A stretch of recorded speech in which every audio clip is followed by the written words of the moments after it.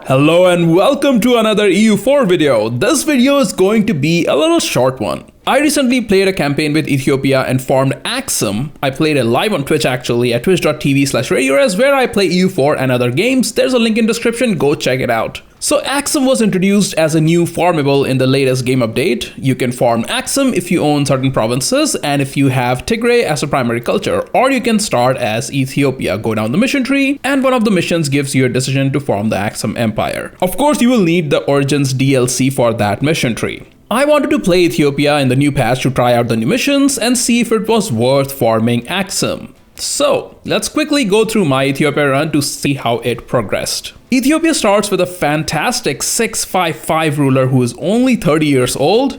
Well, just keep him alive for as long as possible and Alt F4 if he dies anytime before turning 50, I'd say. I got super lucky and he lasted till 73 or 74 years in my game. The heir, on the other hand, is terrible and you should yeet him within the first 5 years or so. Just make him a general and hope RNG does its job. I got lucky here too and he went on a nice hunting trip.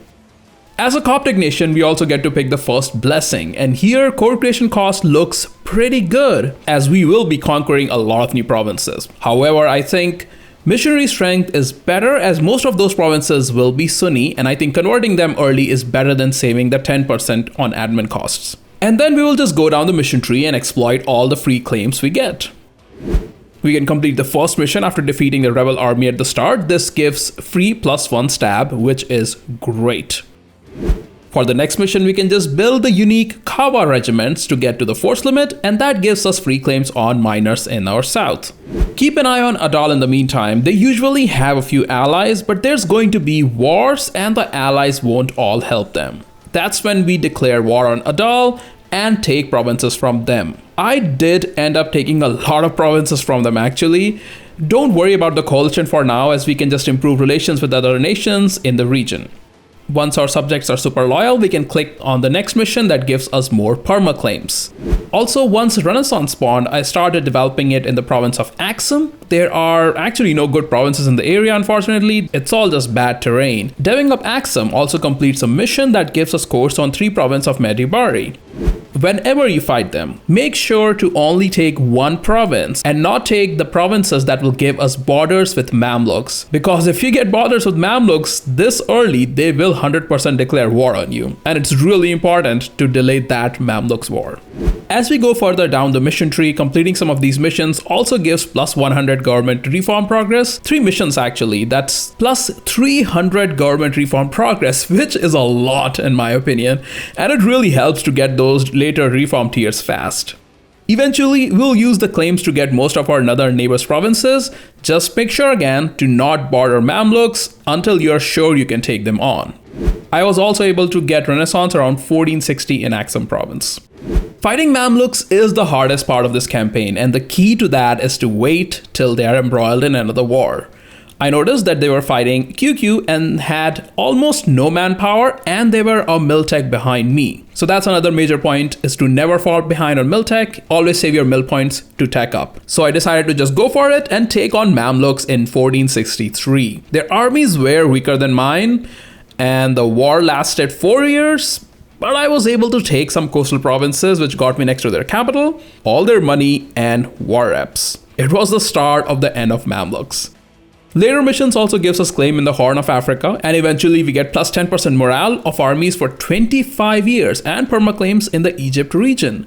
So the next Mamluks war becomes rather easy, and this time my new ally QQ was willing to come to war with a promise of land, making it even easier. This was what I took from them, as Alexandria is another holy Coptic site.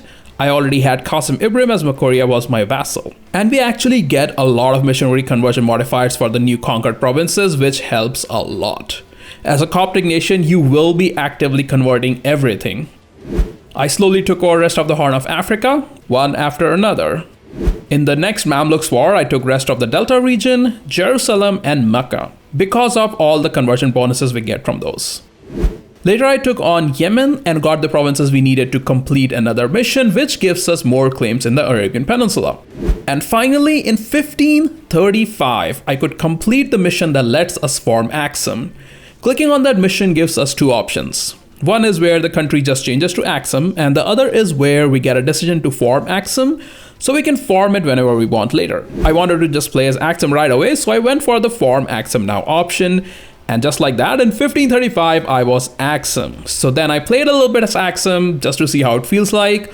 And there's really no big advantage in forming Aksum. The mission tree is the same as Ethiopia. And comparing the idea sets, there are clear trade-offs. No one idea set stands out over another, in my opinion. The aggressive expansion reduction, war score cost versus other religions, and the manpower modifiers are great in Aksum idea set.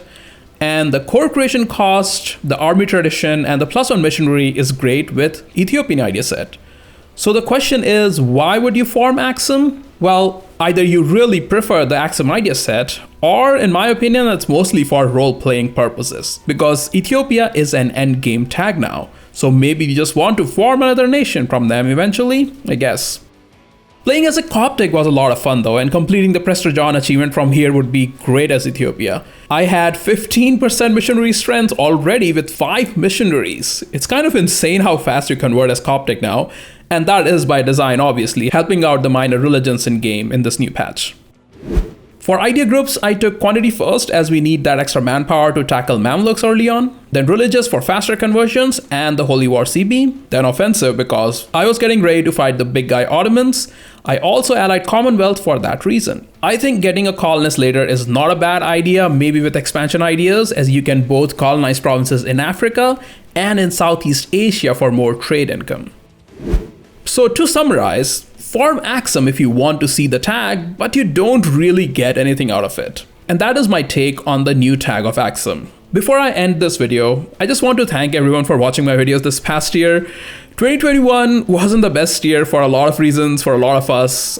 For me personally, I also couldn't make as much content for you as I wanted to. But 2022 is going to be different. We are going to go strong. There will be more YouTube content and also weekly live streams. So make sure you're subscribed here on YouTube and also following my Twitch channel. There's links in description. Thanks everyone for watching. This was a Radiator's Guide and I'll see you all in the next one.